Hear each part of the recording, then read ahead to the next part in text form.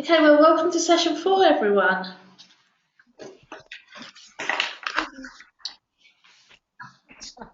You look like you've got this halo of light around you. It's very nice.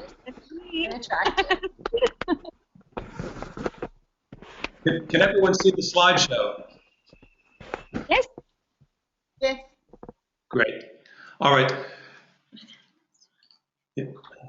So next slide. All right. So in this session today, we're going to be looking at how you're going to use the information that you found through your literature research to begin to put those different pieces together in a way that informs your action research project. And keep in mind that at this stage, all of you will have started with a research question, and you use that research question to frame some key words that you've used in your literature review. But at this stage, as you begin to find the literature, as you begin to read the literature, as you begin to summarize it and annotate it, and then today we're also going to be talking about how to turn that into literature review. Throughout this entire process, you may still be revisiting your research question and reconfirming that the question is correct and clear, and that it is the right thing that you want to be doing. So if in the process of doing the activities in preparation for today, you found yourself again questioning the research question, just please bear in mind that that's completely normal in this stage of the research process. I would like right now for you to use the blue chat box at the bottom, and if you can just type in really quickly what experience you've had with writing an annotated bibliography for a literature review. So, for example, have you done a piece of research that was linked to a piece of academic study work that you were doing, either your bachelor's or master's or something beyond that? Have you created an annotated bibliography for a class project in order to give students an idea of kind of the themes that might be included in different books when they're making book choices? If you have any experience writing an annotated bibliography or a literature review, please type it into the chat box.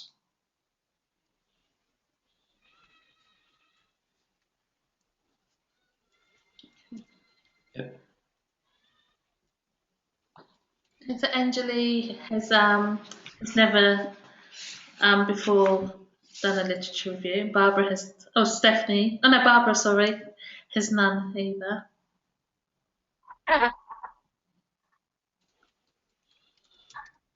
Chantel has some, she's done it with her masters.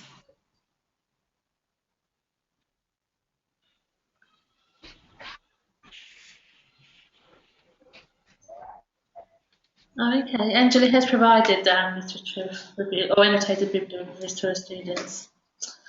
And Stephanie has for her graduate degrees, but was never expected to write an annotated bibliography. Okay, I always like to ask that because always in a group like this, you'll find a whole range of experience. People who've written annotated bibliographies for use in their teaching, as well as people who've written them as part of their professional practice, either as part of a degree requirement or as part of something that they were pursuing on their own, a piece of action research perhaps, or even a personal learning goal. And I want us all to keep that in mind today. And whenever you have something to contribute, whether it's based on having prepared something for students or having prepared something for another kind of academic output, please share that with us as we go through.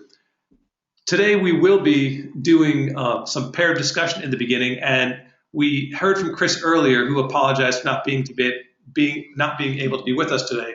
And we also now have apologies from Georgette. So we'll watch to see if Georgette joins. But today we have Stephanie, Barbara, and Chantal, and Anjali joining us.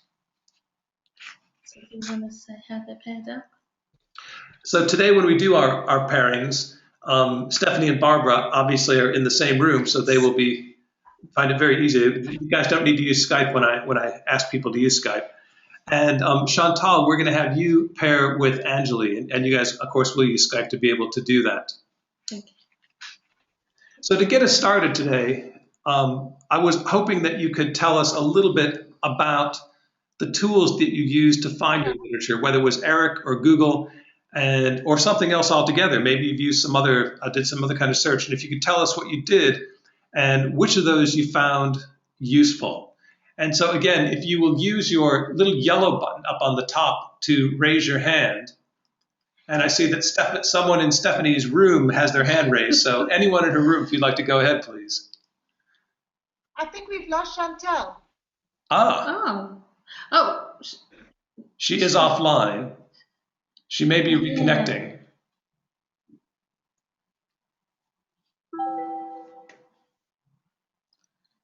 okay.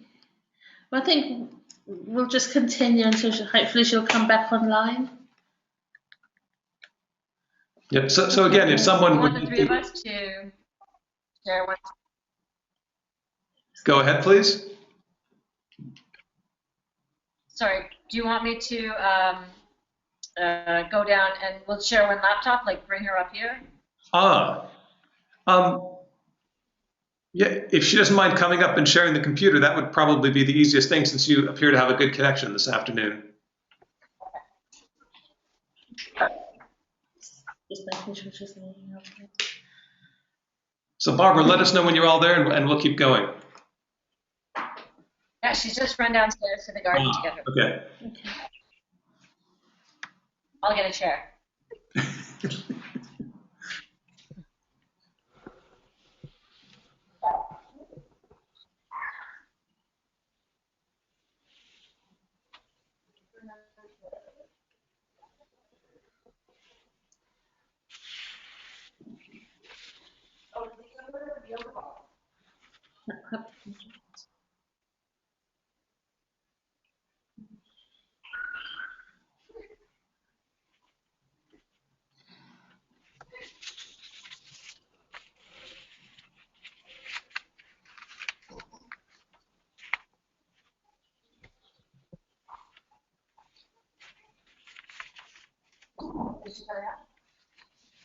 She's coming out.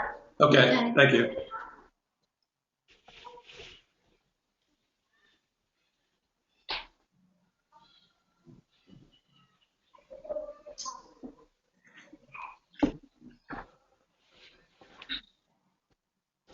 It worked so well the first time.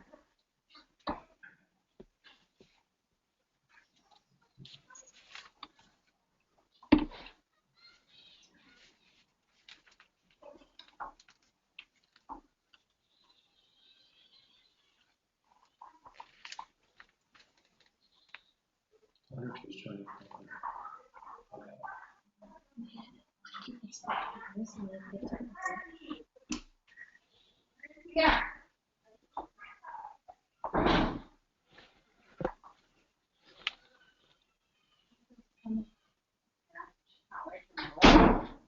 Here she is. Okay. Okay.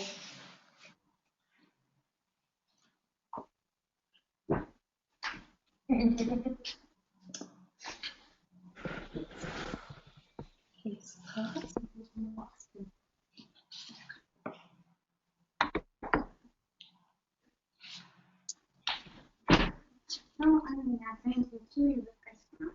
Okay, so we're good. All right. Let's go back to our question again. And I was asking which of the tools that you used to find your literature, whether it was ERIC or Google or something else, and which of those did you find most useful? And especially if you use something else, if you could talk about what that was. And again, if you would use your little yellow hand so we can call on you, that way we can leave the slide up. Angeli. I particularly found doing a normal Google search better than going on to ERIC or Google Scholar. The reason being that some of the resources were showing as direct link on ERIC database. And when I clicked on direct link, it was redirecting me to a very, very different page, which was paid for, and I couldn't have access to all these journals. So I spent about half an hour looking at, all these direct links, but eventually I found using normal Google search better off than using ERIC. With Google Scholar, I've had some successes in the past, but particularly with my question, which is about financial literacy, I just couldn't get enough. And most of the resources were paid for. Great, thank you for that. I think that we're still having some audio difficulties with our Doha connection this afternoon. Did someone from Doha want to respond to the question? Yeah, the connection's better now. I think if we have fewer devices, it seems to work. Yep. I used Eric. I found it. Well, I didn't use Google Scholar at all because I found some things that I thought would be useful on Eric. So that was my experience. Okay. I used both. Thank you. I just used Eric mainly. I didn't really find anything useful on Scholar. Great, thank you.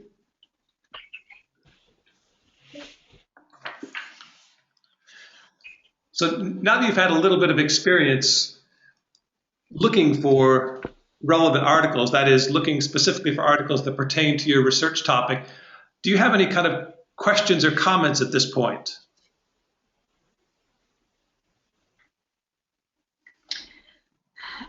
Okay, my hand.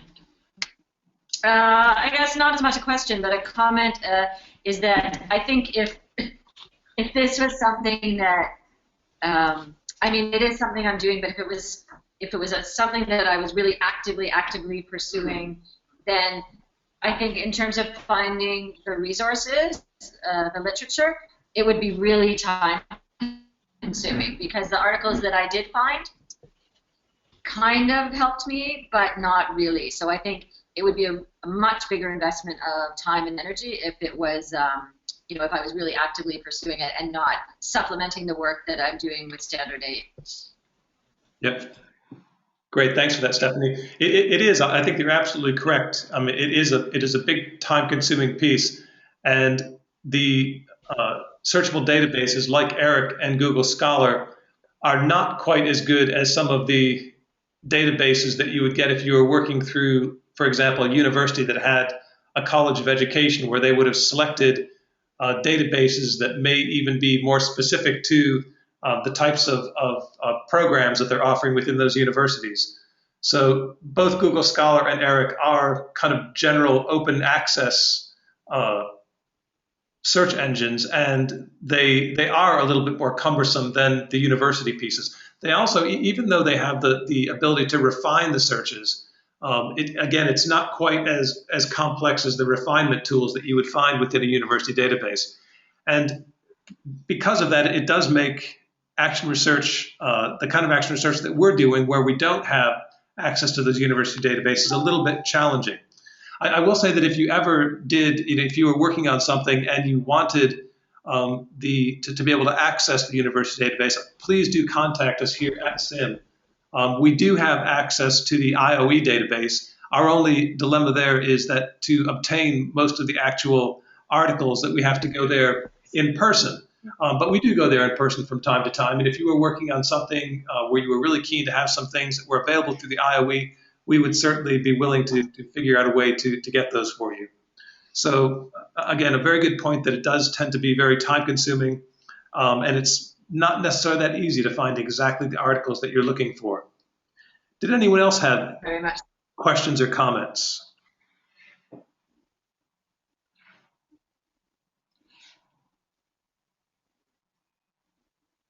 All right, we're going to move right on then to our first discussion of this session. And in just a moment, I am going to ask you, Chantal, to use your Skype to Skype with Anjali, and Barbara and Stephanie. You guys can obviously sit face to face and discuss this next piece. What I would like you to do is to pull out your Learning Log 4.1 and to discuss what you did with whoever you're paired with. So again, begin by kind of sharing the title of your article, talk about the main points that you pulled from the article, and talk about how it relates to your research question. Please do that. I sent Annalie 2 requests, and I haven't been accepted yet. So okay. Well, Chantal, the interesting thing is I have sent 2 requests myself. You know what? Okay. Are we going to be moving away from the computer?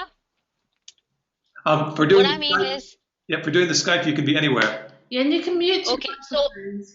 And then so what I intend to do is, because I was trying to send through my iPad the request to Chantal.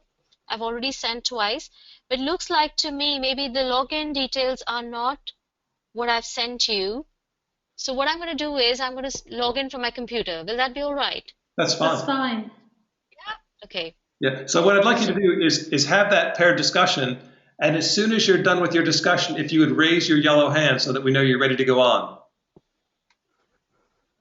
Okay, so we're going to turn the time over to all of you. Again, let us know if you are having any technical issues connecting.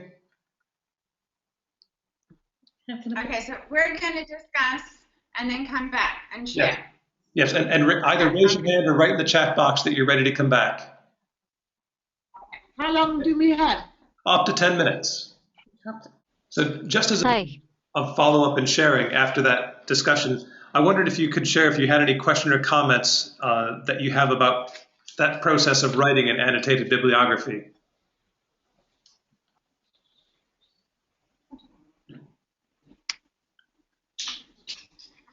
Stephanie, someone in Stephanie's room. Actually, Stephanie. It's not as much a question as a comment, and it was more just a confession as well that I read. I started reading in preparation for this week's session, and I was totally fine with the annotated bibliography. Yeah, good to go. But then all the articles that started comparing the literature review, I got really confused in my head and thought, oh, okay, well, I'm writing a literature review. So I ended up flipping it to write a literature review.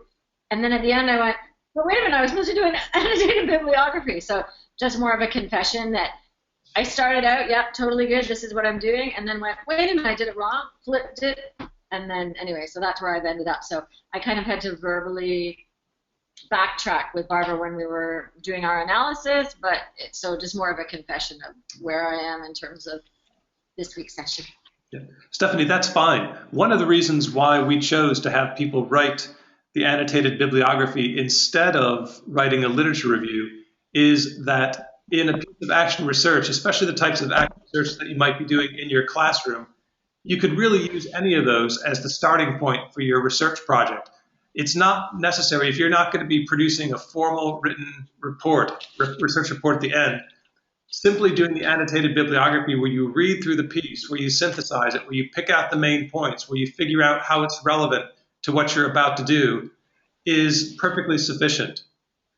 In fact, in this session, we're going to spend most of the rest of the session talking about the literature review versus the annotated bibliography. But again, even if you were doing, like, for example, if you were doing a standard 8 project, you wouldn't necessarily need to change, you wouldn't need to interpret or synthesize those resources into a literature review. Simply providing an annotated bibliography that says, this is what this piece of research says, and this is how it relates to what I'm about to do, is really, unless you're doing formal action research, it's really what you need to do. These are really two separate processes for two separate purposes. Yeah, so thanks for that. And you know how to do both of them. You practice doing both now. Exactly. Anybody else?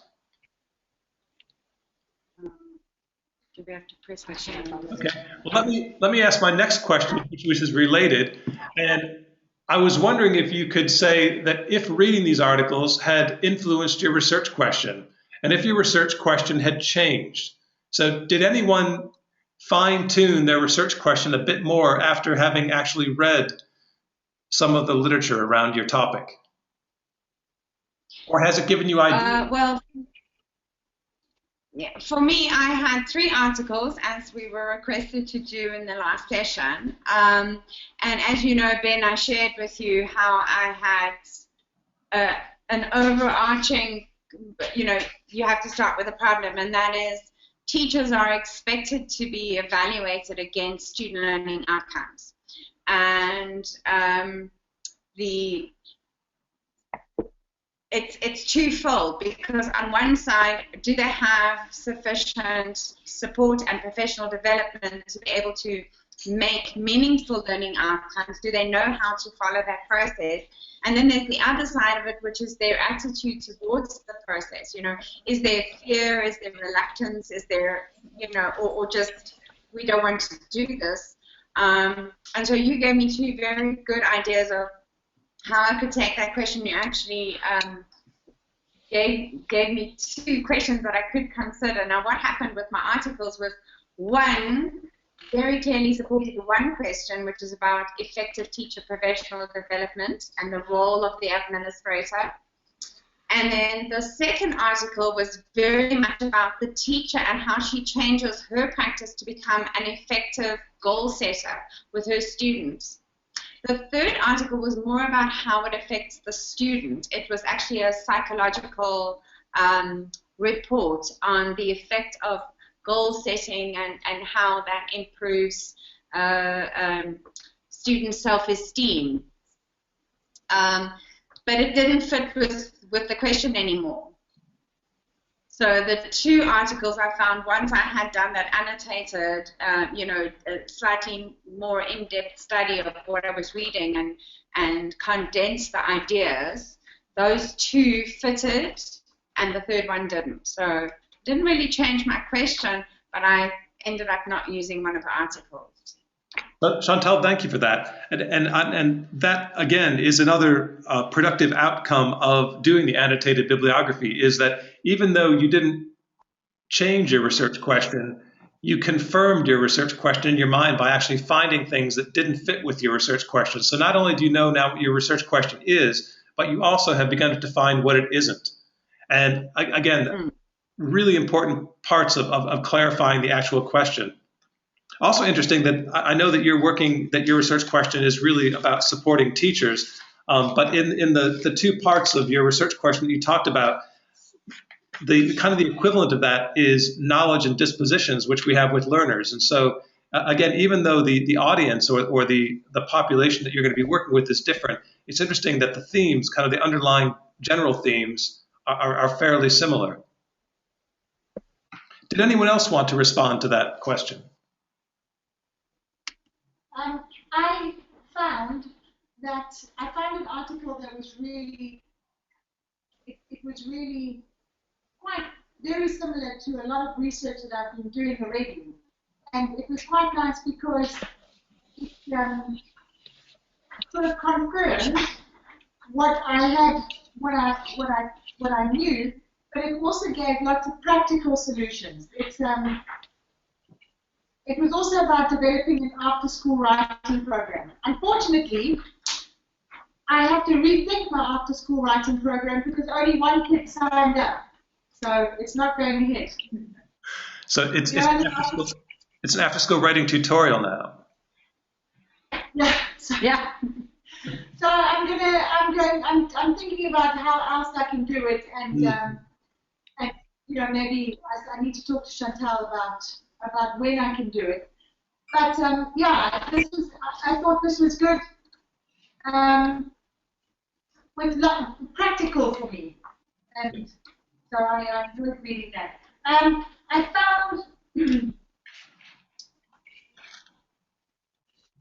found it difficult to understand sort of this whole annotated bibliography. The paper, the one that Haddad, you know the Haddad paper? The example? Yes. I didn't get it at all. I don't understand what. I still don't understand. I look at it.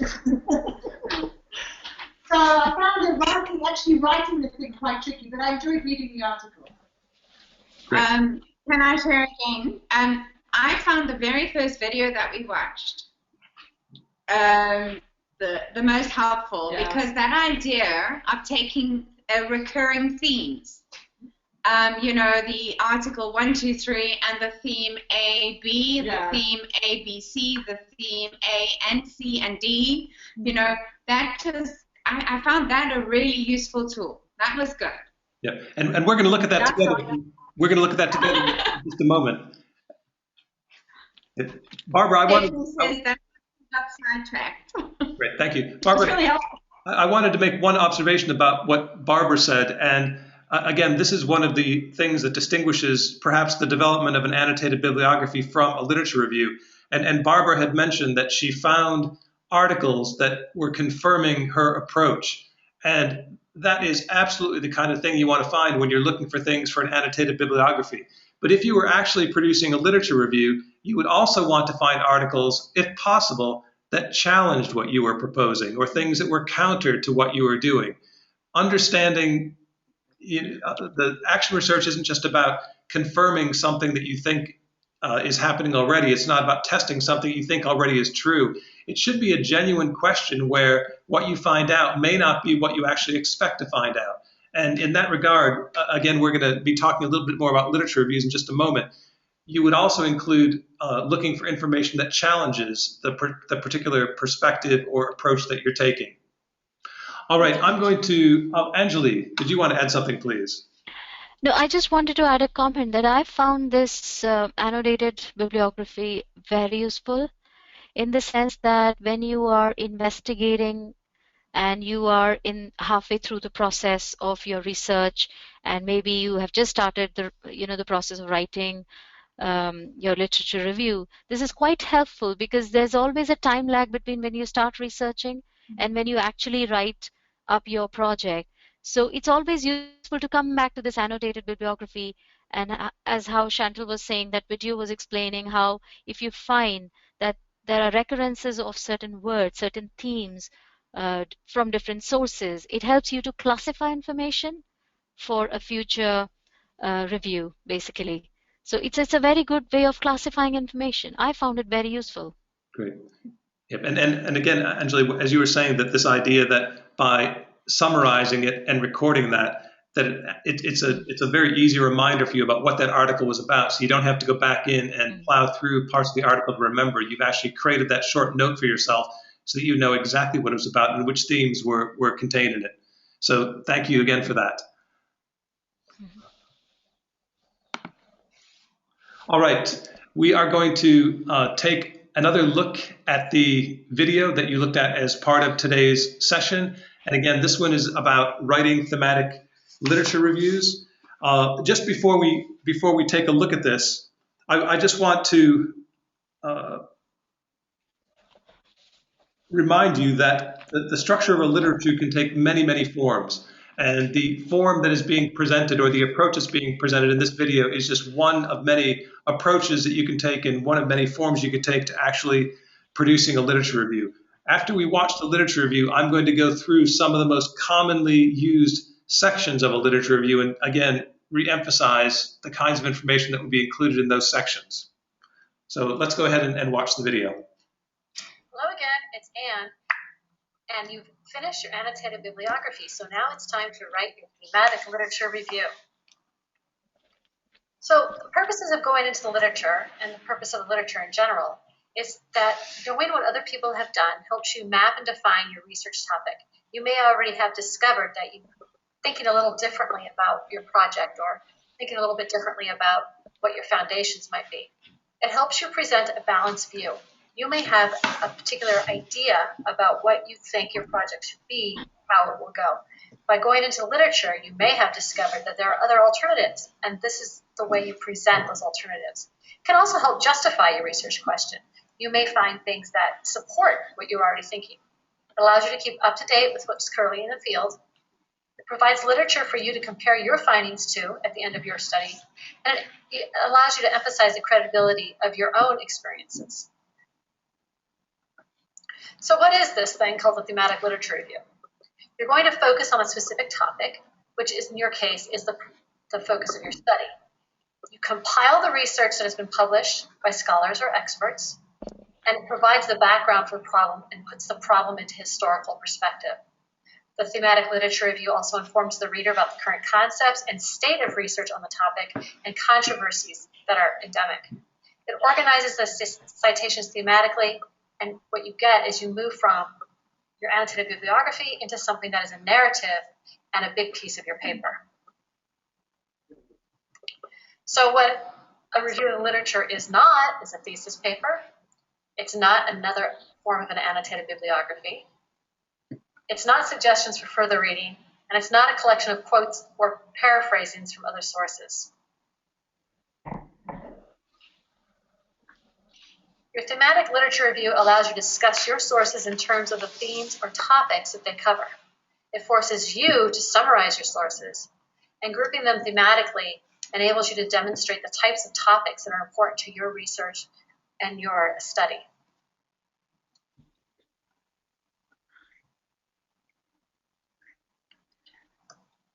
When you write your thematic literature review, you can group things according to terms, theories, arguments, disagreements, or methods.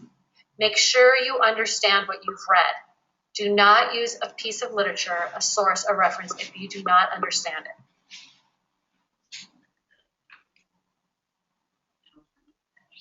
So how do I take those annotated bibliography pieces and turn them into a thematic literature review? But the first thing I have to do is sort of map my concepts. If I have 5 to 10 primary sources, those are your annotated bibliography pieces, you should have 2 to 6 major themes. I'll show you a visual of what that looks like. So on the left-hand column are my 6 sources. These are the 6 pieces I have in my annotated bibliography. And as I'm reading source 1, it seems to have theme A. And then as I'm reading the second article I have, it has different themes, but there are kind of 2 things going on in that article, theme B and C. I go back and I look at my third article again, and it kind of addresses that A theme again that I found in source 1, and that B theme or concepts or ideas that I found in source 2. And so on. Source 4, I discovered, covers A, B, and C. Source 5 covers maybe idea C, and then source 6 covers the source C again, but it has a new theme, D, that I hadn't come across before. So this is a visual of the source on the left and the theme on the right. I take the next step because what I really want to talk about is themes, not sources. So then I flip it. I discovered that I had 4 themes.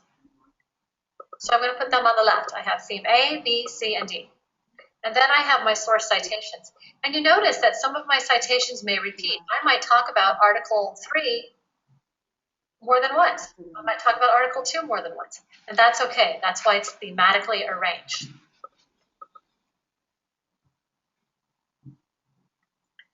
So I determined that I have 4 themes: the nature of the problem, the findings on best practices, the use of reinforcement, and teacher modeling. And for each of these 4 ideas, I have different citations that I can use, different references I can make, different pieces of literature to which I refer. So when I write my thematic literature review, I may have 4 paragraphs, 4 large paragraphs in my entire literature review section. And the first one would talk about the nature of the problem. The second paragraph would talk about best practices around this problem. The third paragraph would talk about the use of reinforcement, and the fourth paragraph would talk about teacher modeling. In that first paragraph on the nature of the problem, I'm going to cite my source 1, my source 3, and my source 4. In my second paragraph, when I'm talking about best practices around this problem, I'm going to cite source 2, source 3, and source 4 again, and so on. And so you might be a little repetitive, but you're going to talk about different aspects of those sources as you go through. And you can see how this is much more narrative than your annotated bibliography. But most of the writing you've already done in that annotated bibliography. You sort of have to rewrite it now so it's more of a narrative format. So I have these 4 themes that emerged from my review of the literature: the nature of the problem, the review of best practices in addressing the issue, the use of reinforcement as a specific intervention strategy, and teacher modeling as an intervention strategy. For example, yours will be different. Once you have your themes, organize them in a way that makes sense to your project. What should come first and what should come last? Make sure the order makes sense and flows, and then share with a colleague and get feedback. You're well on your way to writing your classroom research project paper.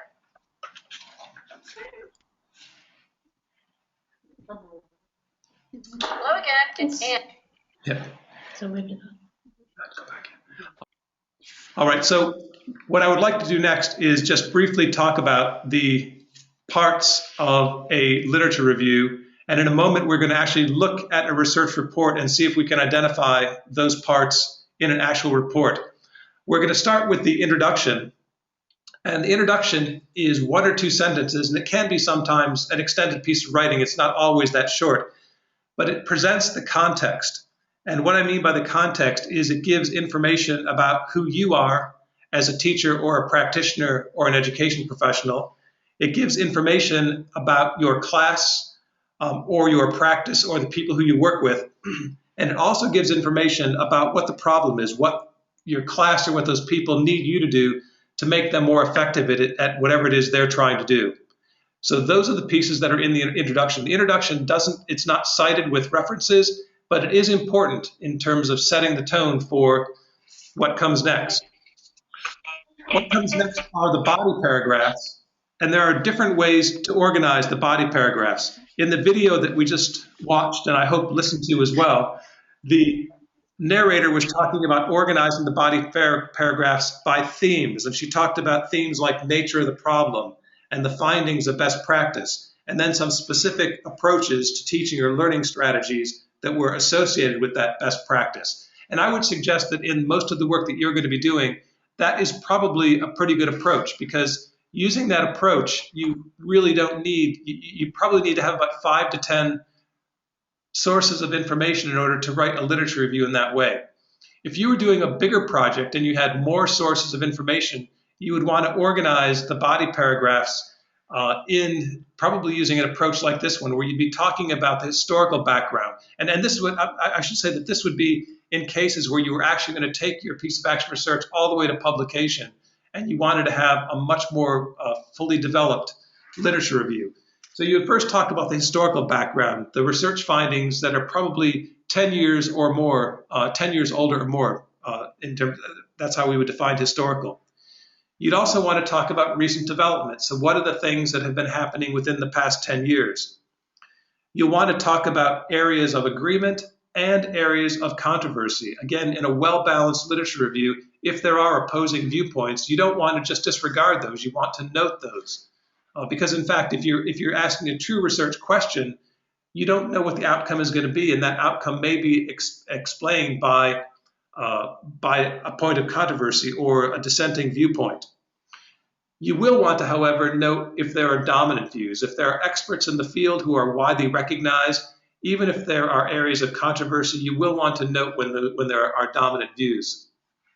You'll also want to talk about varying approaches or perspectives on the subject beyond those dominant views. And this idea of qualitative comparisons, if your topic is something where a lot of research has been done around it in the past, oftentimes you will find meta-analysis or meta-studies or other literature reviews, and those reviews already will have done kind of qualitative comparisons of the different pieces of research that are related to that topic. So again, if you're doing a topic where a lot of research has been done, you're going to want to look also for qualitative comparisons. The last part of the literature review is the conclusion. And in the conclusion, you summarize the major issue and you establish where your own research fits in. Where does your question fit in? What aspect of the things that you looked at are you going to be investigating in what you're about to do? And again, the conclusion would be similar whether you were writing a short literature review or an extended literature review. I also mentioned earlier that depending on what your action research project is, some of you will or won't write a literature review. Some of you will you will provide enough information by working through the annotated bibliography. I do want you to know that, again, as part of this course, that we're not going to actually have you write a literature review, but if you choose to write a literature review, we'll be happy to provide feedback on it.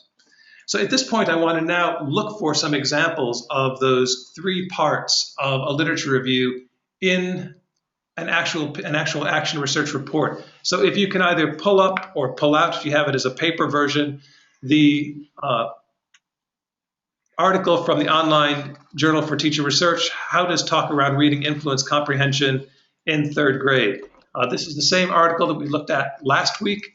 And again, we're going to be focusing only on the first 3 pages, although we may want to take a look back to the final page, to the conclusion, because as I had mentioned, it's sometimes possible that you will include information from your literature review in the conclusion as well as in the introduction. So if you have that article handy, I was wondering if some of you could paraphrase the introduction. And the introduction to the literature review, in this case, the literature review is the first part of the report that follows the abstract. And the introduction, of course, should be the very first paragraph of that. can someone please raise your hand if you're willing to paraphrase or just point out some of the things that have been included in the introduction? And as a reminder, the introduction has things about who you are as a teacher, who your class is, and what the class needs you to do to help them be better learners.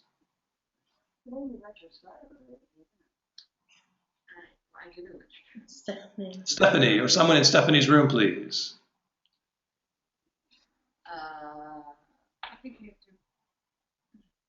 to. So who is the person? The person is Karen Grun Tomstack.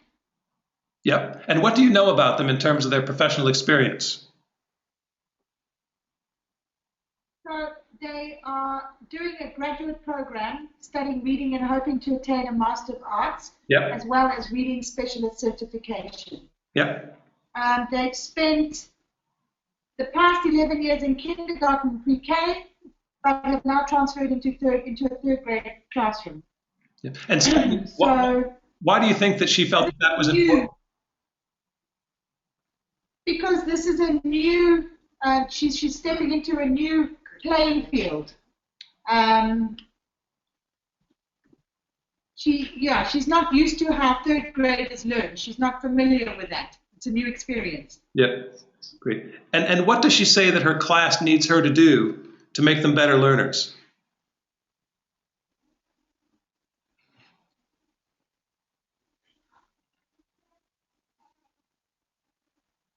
Scaffolded and independent practice with skills and strategies. Yep. All right, so in her literature review, in her introduction, she has set the tone for who she is and why she's taken on this piece of work. Yep, really clearly. And who she's working. Very Who her target is. I'm sorry, Chantal. Go ahead. And who her target is as well. It's very similar to the way these teachers had to set flows. So they had to describe who they were, what their background experience was, who they were working with, and that justified why they were setting the specific, asking the specific question or setting the specific flow, because it gave you all those three pieces: who you are, what your knowledge is, who you're working with, and what the problem is. So she's covered those three things as well. Yeah, great, thank you. If we move on now to the historic background that she's included in the literature in her literature review, since we know that this article was written in 2014, when we talk about historical background or early research findings, we know that she's probably looking for things that are more than 10 years old. So these would be typically things that come before 2004, although they may come slightly around that time. The 10 years isn't a hard, fast number. So if you were to look in this literature review and look down to find some evidence that she's cited information about historic background or early research, what are some of the things that you see? At Rutzel and Wolfersberger in 1996. Okay. 1997. 2001, 2006, 2014. Yep. And any of those could be considered historic references because they are all more than 10 years old. Absolutely. Anjali. I just have a question at this stage. Yes. If you're looking at historical, historically what research has been conducted on this area, does it have to be more than, say, 5 years? If it's a very new area, what is historic maybe you need to contextualize that. So if it's a very, very new area of research, it could be that the historic stuff or the kind of foundational stuff may be much newer than 10 years old. But there are times when researchers will actually connect their work all the way back to the work of like pioneers in education, whether they're people like John Dewey or Vygotsky or some of the really kind of classic thinking in education. Those would be seriously historic background. Although in this case, the very, very oldest pieces only go back to the 1990s. And again, that's probably evidence of the fact that this whole idea of scaffold and independent reading practices are not that old. They weren't around in the 60s and 70s, so you're not going to find historic references to those practices. So it's always going to be relevant to the actual topic. And it is entirely your choice if you're writing a literature review to how much back in time you want to go. Absolutely. Yep. Yep. What you will find is that if the current literature is extremely rich, that you're probably not going to go back that far. But there are cases where the current literature is rather thin on the ground, and you're really basing your idea and your proposition or your learning strategies on things that come from very early thinking or models or theories about teaching and learning. Things like Bloom's taxonomy, which figures really prominently in a lot of action research projects, that would be considered a piece of historic background rather than a piece of contemporary thinking. All right. Next, I want to see if you can find some examples where she's included groups of authors who are in agreement or groups of authors who are not in agreement, places where there's controversy. And what I'd like you to do is actually find the topic where she's found several authors who all have similar things to say about the same thing, or situations where different authors have very different things to say on the same topic. So examples of controversy or agreement.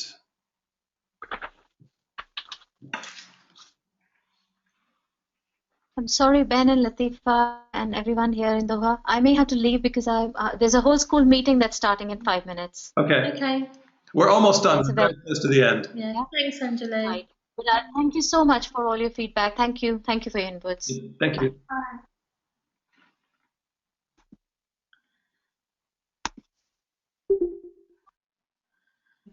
There's 3 pages. So do you see any examples of, again, where she's cited multiple sources of multiple citations because authors were in agreement around a topic, or places where she's noted differences?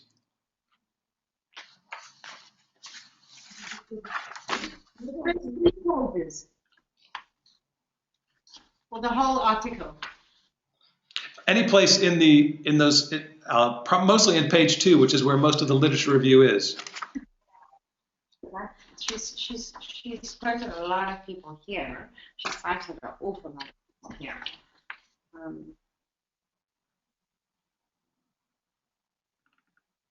Typically, the way that you would find this is that there'll be a single idea expressed, and then there'll be a whole series of citations that follow, suggesting that a number of authors not only talk about the same topic, but they're in agreement about it.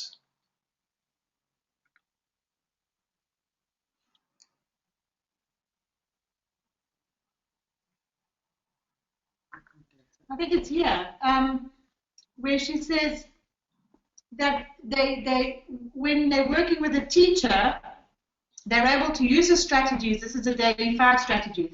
But whether they can transfer that strategy to partnered learning, then it's unclear. Sorry, whether their reading comprehension is actually happening. Okay, so which actually, yeah. Okay. Yeah, I don't think so quickly we can find 2 disagreeing authors at this stage. I think actually, I mean, I had to go at this several times, and I think that you would be hard pressed to find that she's used controversy in her. Ben. It wasn't a trick question. I just typically when things are peer reviewed and they make it all the way to this point of publication, you would expect that in the literature review that there would have been dissenting viewpoints that would have been represented in the literature review. In this particular case, it may be that there are no people who publish dissenting viewpoints around this, but in most cases she's citing multiple authors who support ideas or who are in agreement around those ideas. And again, one of the really easy ways to find that is whenever there's a whole string of citations. So up in the top of page 2, where she talks about evidence of the impact of a literacy-rich climate. She cites Rutzel and Wolfsberg and Roscoe and Newman. And when she talks about the benefits or the strategies for classroom library building, a string of 4 different sources there, Keenan, Zimmerman, Miller, Donnell and Miller, Bushy and Miller, suggesting that all of those people have similar viewpoints or advocate similar practices when it comes to doing those things. It's not uncommon to look at a literature review and not find dissenting or controversy, but it is an important thing to consider, especially if your topic is one where there's known to be controversy or dissent among opinions. So again, apologies for that. I didn't mean to present a trick question. But. You know, I will say something this week. This made me think so much at last week that I took this out and I revisited reading with someone in my daily 5, and I actually I've made a sheet where they are now accountable for recording what they have read and what strategies they've used, where they've had to ask each other to actually write down, because this article made me think about that. You know, I'd never done it like that. We know they're accountable. You know, so, you know, I can't be with all of them when they're reading, but I can see their feedback. So I mean, I love this article. This is like vital. Barbara, thanks for that. We're going to look at one more final part of the literature review. And I'd mentioned earlier that sometimes the citations that you find, the articles that you find, you reference them both in the introduction as well as in the conclusion. And in this particular article, we do see the author using one of the citations in the conclusion, both in the introduction and in the conclusion. And I won't make you look for this one because this one is pretty easy. Again, you find these things by actually looking for the reference. So in the conclusion, the conclusion begins, the very first sentence of the conclusion, that Brown and colleagues asserted. And what she's doing now is she's referencing back to one of the citations in the beginning that she assumed was going to support her viewpoint. And she finds now in the end that once she's collected the data, that in fact, that particular paper does support what she was looking for. And so you can take those and insert those into the conclusion as a way to kind of show the connection between where you started and where you ended up. Again, the point of action research is not to prove that you know what you thought was correct, but in this case, to actually show that the data that you collected aligns with things other people have published. That's where you want to bring it into the conclusion. All right, so for today, that kind of brings us to the end of this really, really quick presentation and discussion about literature reviews and how they're different from annotated bibliographies. And I was wondering if you have any questions about any of the things that we talked about today. I had a question. You gave us a list about what a literature review should contain. And one of the things was that there should be at least a reference to material giving you the alternate view or posing a question. Yep. So this is a literature review without that, and that's okay. It is okay. And again, as this would have been a peer-reviewed journal, other people looked at it and said, well, you know what? There's no dissenting viewpoints expressed here, but that's okay for this particular piece of research. Again, that's something that comes, whether or not that ultimately is okay, does come from that peer review. And peer review doesn't need to be formal. It can be peer review among teachers. So, if you have a number of experienced grade 3 teachers who understand reading programs, and they don't know of, they've not ever heard any controversy around a particular strategy, or, that they can't kind of lead you in a certain direction to find that information, you would just assume that if you were probably there's not that much out there in terms of dissenting views. If you were going to publish a review that you had put together, would it be okay if you concluded with a question of your own that could lead other people to contribute? Yes, and there are many research papers that do that. This is what I've read, this is what I understand, this is what it is. Can it be, that you end with a question of your own? You can. That's what we talked about in the first, you know, often these action research questions lead to other questions and other questions, and it's like a cycle, isn't it? Yeah. Isn't it? Yeah. And you'll find that even in this particular article that there was a section before, in her conclusions, she has a section called Looking Forward, talking Yes. about what she's going to do next.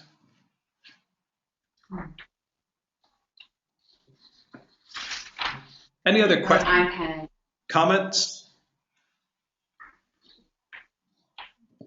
One of the things I found when I was looking through my article to identify the common recurring themes is that I was coming up with, maybe that's just the way my brain works, but because I was looking at recurring themes, I was also coming up with challenges.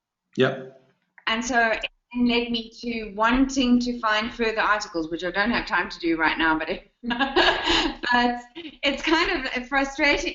It's interesting, and you wish you could spend all day in front of the computer and in the library, but it makes you want to keep asking more questions and finding out more answers. Do you ever get an end? Is there ever a point at which... That's what I said 2 weeks ago. I think every time I read something, it made me think of something else. And I read something else and something else. Yeah. I think what have you done to us, Ben? I don't know. I think oftentimes the end has to be that kind of self-imposed discipline that, you know, this is the amount of time that I can allocate for doing the investigative part, and then I just need to use what I have and get stuck into the other part. There is, because it is a cyclic process, you're always going to be asking new questions. And oftentimes it's difficult because you feel that if you just knew more from the research, that your research question and your process could become more and more and more and more perfect. And I don't think that there actually is perfect. I think that you need to understand when you've gotten to the point where it's good enough to be able to jump into the actual research piece. And that will come with experience. I mean, as soon as you have the confidence to do that, then you should stop looking at the research and begin actually putting that research into practice and thinking about what the research design looks like, what the data collection methods look like. And that's exactly what we're going to start talking about in the following sessions. I think that once we go through this whole framework of action research and you kind of see it from start to stop, that you'll have an idea about how much energy and time is appropriate to spend in the different components. Because again, this isn't about creating something that's perfect. This is about creating something that has what you need in order to be able to go forward. And that isn't always knowing everything there is to know before you start. Sometimes you're actually better off not knowing everything before you start. So I don't know if that's encouraging or if that, again, just makes it seem like a huge, overwhelming, very kind of abstract task. But it is kind of the nature of research, and it's certainly the nature of action research. As a follow-up to today, we do have a Learning Log 4.2, and it's completely up to you whether or not you use these to record your learning points. Can I ask, is anyone finding this kind of opportunity to do this reflection after the session? And are you finding the time to do this, or are you finding this a useful task? No. Okay. No. I will keep offering it because what I normally do is when I watch the review, when I re-watch the session, I take notes while I'm re-watching it. Okay. That's good to know. Yeah. And again, we just offer this as a piece of scaffolding. We know that not everyone will find that a useful task. All right, guys, thank you very much for bearing with us while we tried to sort out all of the technical issues. I'm glad that we got there in the end, and we'll have our session next week. The materials were sent last night already for session 5. After session 5, we do have a week of a break while we're all away for our October breaks, but we will see you one more time before the break starts. Thank you, everybody.